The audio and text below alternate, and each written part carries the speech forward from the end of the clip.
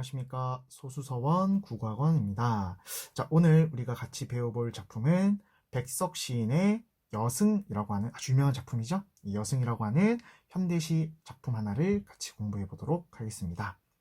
자, 일단 작품의 내용을 먼저 들여다보기 전에 제목이 여승이니까 이 제목의 의미부터 좀 먼저 파악을 해볼게요. 자, 여승이라는 의미는 여자 승려, 그러니까 여자 스님을 일컫는 말입니다. 되시죠? 그러니까 제목이 여자 스님이니까 뭔가 이 작품 내용이 여승과 관련된 내용을 뭔가 이렇게 드러내지 않을까, 그죠? 이렇게 충분히 추측해 볼 수 있겠습니다.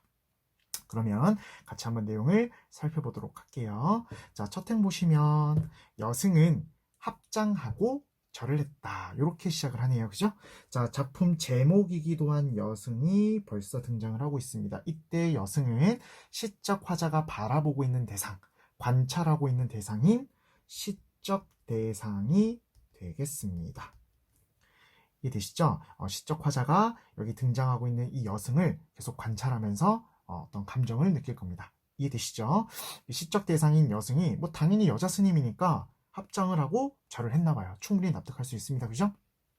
계속 이 여인에게서 화자는 가지취, 이 산나물이라고 합니다. 이 산나물의 냄새를 맡았습니다. 이해되십니까? 이 여인에게서 산나물의 냄새가 났대요. 이게 어떤 의미냐면 일단 우리가 잡아야 될 게 그렇죠. 냄새라고 했으니까 후각적 심상이라는 거 우리가 잡을 수 있겠고요. 그 다음 또 하나가 이 여인에게서 산나물의 냄새가 났다라고 하는 건 뭐 단순히 후각적 심상이다라고 넘어가지 말고 이 내용의 의미를 한번 생각해 보도록 하겠습니다. 이 여인에게서 산나물의 냄새가 났다라고 하는 건 이렇게 이해하시면 될 것 같아요. 어떤 의미냐면 이 여인이 속세를 떠난 지가 굉장히 좀 오래되었다라는 것을 알 수 있는 행의 의미가 되겠습니다. 이해되시죠? 뭐 뒤에서 제가 설명하겠지만 이 여승이 태어날 때부터 바로 이 여자 승려로서의 삶을 산 건 아니었거든요. 이해되시죠? 뒤에서 설명 자세히 하겠습니다. 그래서 어쨌든 애초부터 승려가 아니었기 때문에 이 속세를 떠나와서 이제 불가의 귀의를 하게 된 이 여인의 이 사연이 소개될 때 다시 한번 말씀을 드리겠습니다. 어쨌든 이 가지치의 냄새가 났다라고 하는 건 이 여인이 속세를 떠나와서 불가에 귀의한 지가 꽤나 오랜 시간이 흘렀구나, 이렇게 이해하시면 되겠습니다. 괜찮으시죠? 계속. 자, 이 화자가 이 여인을 바라봤는데 이 낯빛이 좀 쓸쓸해 보였고 또 옛날같이 늙었다, 좀 이게 안색이 좀 좋지 않았나 봐요. 그죠? 이 행에서 또 우리가 알 수 있는 게 바로 여인의 굉장히 좀 기구한 삶을 살았겠구나 라는 것을 또 우리가 생각해 볼 수 있겠습니다. 이해되시나요? 그러니까 여기 있는 화자는 사실 이 여인이 어떻게 여승이 됐는지에 대한 과거의 이 행적들을 다 알고 있는 인물이거든요. 그래서 이 여인의 이 기구했던 삶을 좀 드러내고 있습니다. 이해되십니까? 그러니까 불가의 귀의를 했으면 법례나 이런 것 좀 다 떨쳐내고, 그죠? 좀 뭔가 좀 평안한 마음을 얻고 이렇게 종교로서의 어떤 불가의 귀의를 해서 종교로서 어떤 구원을 받아야 되는데, 죄송합니다. 받아야 되는데 그렇지 못하고 아직까지도 불가에 귀의한 지가 오래됐음에도 불구하고 낯빛이 여전히 쓸쓸해 있고 옛날같이 늙어 있습니다. 이해되시죠? 계속 할게요. 자, 나라고 등장했으니까 시적 화자가 되겠네요. 그죠? 자, 시적 화자는 불경처럼 서러워졌다라고 얘기를 했습니다. 자, 여기서 표현 방식 하나 잡고 가겠습니다. 뭐뭐같이 뭐뭐처럼 이라는 구절은, 이 표현은 어떤 방식이죠? 그죠? 지규법이라는 표현 방식이라는 거 배우셨을 겁니다. 그죠? 자, 나는 불경처럼 서러워졌다. 에다가도 좀 체크를 해볼게요. 이 화자께서 이 여승의 삶을 보고 서러움을 느꼈죠. 그죠? 이 부분은 바로 화자의 정서가 드러난 구절입니다. 이해되십니까? 화자의 정서가 직접적으로 드러나 있는데 화자의 정서가 어떻다고요? 서럽죠. 근데 이때 서럽다라는 느낌은 이 여인의 삶을 다 알고 있는 화자가 이 여인의 번뇌를 아직 벗어나지 못하고 있는 이 모습을 통해서 좀 불쌍한 감정, 연민의 감정을 느끼고 있다는 걸 잡아내시면 되겠습니다. 괜찮으시죠? 자, 이연 내용 들여다보기에 앞서서 좀 중요한 부분을 좀 체크를 하고 갈게요. 자, 우리가 지금 읽은 게 천년이거든요. 그죠? 이 천년에서의 이 시점이요, 현재 시점입니다. 되십니까? 그러니까 현재 여인이 여승에 대한 삶이 지금 현재 시점이고 2연, 3년, 4연 마지막까지 이어지고 있는 부분까지는 전부 과거 시점으로 우리가 해석을 하셔야 됩니다. 이해되십니까? 그러니까 여승이 된 현재 모습은 현재 시점에서 천년에서는 현재 시점에서 이야기가 시상이 전개가 되고 있고 2연, 3년, 4연은 이 여인이 왜 이렇게 불가에 귀의할 수밖에 없었는지에 대한 어떤 사연이 소개되고 있는 이 연 구성은 좀 과거로 우리가 이해해 볼 수 있겠습니다. 이해되십니까? 그러면 현재 시점에서 과거 시점으로 넘어가고 있네요. 이런 형식을 우리는 그죠? 역순행적 구성이라고 배우셨을 겁니다. 괜찮으신가요? 그래서 이때 요 여승이라는 작품은 현재 시점에서 과거 시점으로 넘어가는 그러니까 역순행적 구성으로 시상을 전개하고 있다는 것도 좀 중요한 부분이니까 잘 챙겨가시고요. 자, 이연 내용, 자, 이 여인의 삶을 과거의 삶을 추적해 보겠습니다. 자, 평안도의 어느 산 깊은 금전판. 금전판은 금광을 캐는 곳을 말합니다. 쉽게 얘기해서 일터라고 생각하시면 될 것 같아요.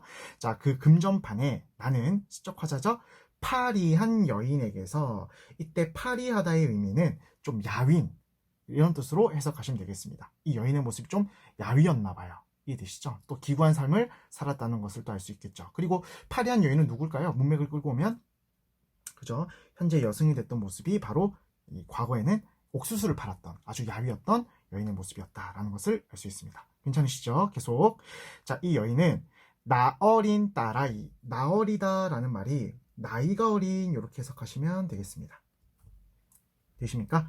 자, 여인은 나이가 어린 딸아이를 데리고 이렇게 옥수수를 팔러 나왔나 봐요. 이 딸아이를 데리며 가을밤같이 또 지규가 쓰여 있네요. 그죠? 가을밤같이 차게 울었다라고 되어 있습니다.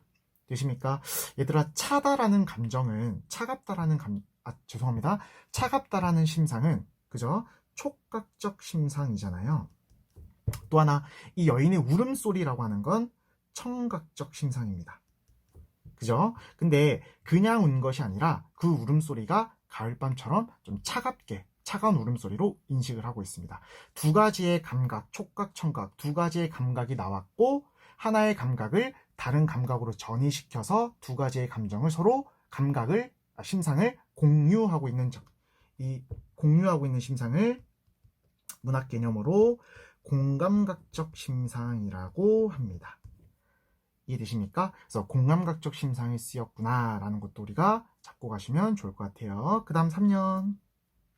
자, 섣벌같이 나아간, 이때 섣벌은 일벌을 얘기합니다. 그러니까 일을 떠난 벌처럼 나아간 지아비, 남편이죠. 남편을 기다린 지 어느덧 오래도 됐네요. 10년이나 갔대요. 이해되시죠? 그러니까 남편이 나 일 갔다 올게 라고 나갔던 시간이 이제 집으로 돌아오지 않고 일을 나가 있던 시간이 무려 10년이나 지났어요. 그래서 지아비는 아직까지도 집으로 돌아오지 않고 라는 것을 통해 알 수 있는 게 남편이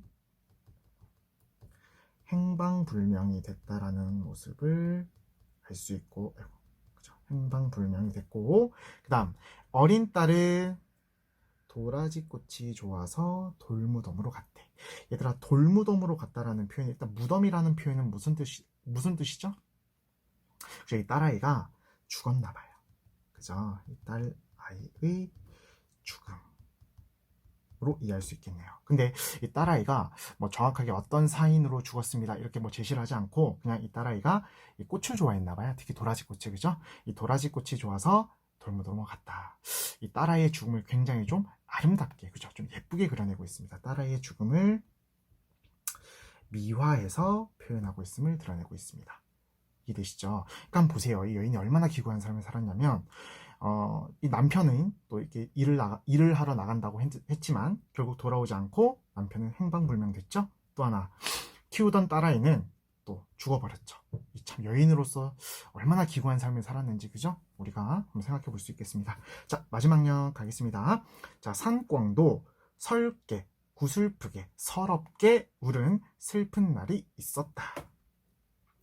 얘들아, 산꿩이 서럽게 우는 소리는 어떻게 알 수 있죠? 우린 모르는 거잖아, 그죠? 산꿩 소리가 서럽고 좀 이렇게 슬프게 들렸다라는 건 내 감정이 그러하니까 산꿩 소리가 그렇게 들리는 거잖아요. 그러니까 이때 산꿩은 그쵸, 감정이입의 소재라는 것도 잡아두셔야 되겠습니다. 특히나 이제 감정이입은 학교 내신에서도 많이 물어보는 문학 개념어니까 꼭 잘 챙겨가시고요. 이 상꽁도 아주 서럽게 울었던 슬픈 날이 있었다. 산절에 마당귀에 여인의 머리카락이 눈물방울과 같이 떨어진 날이 있었다. 그래서 이 여인이 속세에서 남편도 잃고 또 딸아이까지 잃고 그렇게 속세에서 아주 힘든 삶을 살다가 모든 이 번뇌를 잊고자 불가에 귀의했던 마지막으로 이 삭발을 하면서 불가에 귀의하게 된 일련의 과정을 제시해주고 있습니다. 이 여인이 스님이 되기 위해서 머리를 깎고 있죠. 그죠? 삭발하고 있는 모습까지 살펴봤습니다. 굉장히 좀 유명한 시인이고 또 많이 나오는 작품이니까 좀 제가 이렇게 선생님이 정리해준 부분 좀 잘 챙겨보시고요. 자, 오늘 하루도 고생 많으셨습니다. 다음 시간에 볼게요. 수고하셨습니다.